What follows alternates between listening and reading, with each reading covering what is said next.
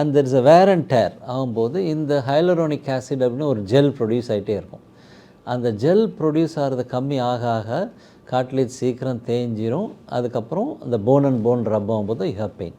So அந்த gel தேய்மானம் ஆகிறதுக்கப்போ ஸ்டேஜ் 1லேயே நம்ம கண்டுபிடிச்சோம்னா you have artificially nowadays this hyaluronic acid viscosupplementation பாங்க தட் இஸ் அவைலபிள்.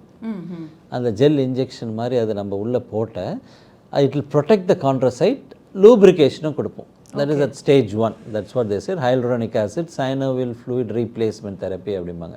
அதாவது நார்மலாக வேர் அண்ட் டேர் இருக்குது, மற்றபடி லிகமெண்ட் இன்ஜுரிலாம் எதுவும் இல்லை அப்படின்னு சொல்லும்போது அந்த ஹைலரோனிக் ஆசிட் போடும்போது it will work very well. Okay, little bit okay stage 2 அப்படின்னு போகிறோம் அப்படின்னு சொல்லும்போது லேட்டஸ்ட்டாக what we have is call ஆர்த்தோபயாலஜிக்ஸ்.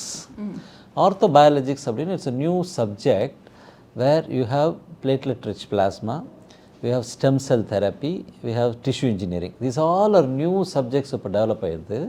Platelet rich plasma அப்படின்னு நம்ம பிளட்டை எடுத்துகிட்டு அந்த பிளட்லேருந்து சிவப்பு அணுக்களும் வெள்ளை அணுக்களும் பிரிச்சுட்ட ஒரு பிளேட்லெட் ரிச் பிளாஸ்மான்னு ஒன்று வரும். அதுதான் stem cells.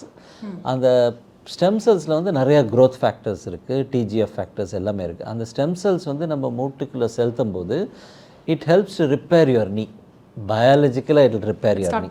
It will start processing, biologically repairing the knee so that it does not go அடுத்த ஸ்டேஜுக்கு போக விடாமல் தடுக்கணும் அப்படின்னு சொல்லும்போது ஒரு பயாலஜிக்கல் ரிப்பேர் அப்படின்னு சொல்லும்போது that is a latest treatment. அதாவது நம்ம போன் செல்ஸை எடுத்து பண்ணுறது, நம்ம ஃபேட் செல்ஸ் கொஞ்சம் ஸ்டேஜ் 2 or 3க்கு போயிட்டுருக்கு அப்படின்னு வச்சுக்கோங்க. அப்போ நெக்ஸ்ட்டு இன்னும் அதிகமாக செல்ஸ் தேவைன்னு எங்கே இருக்குது, நம்ம ஃபேட்டில் இருக்குது.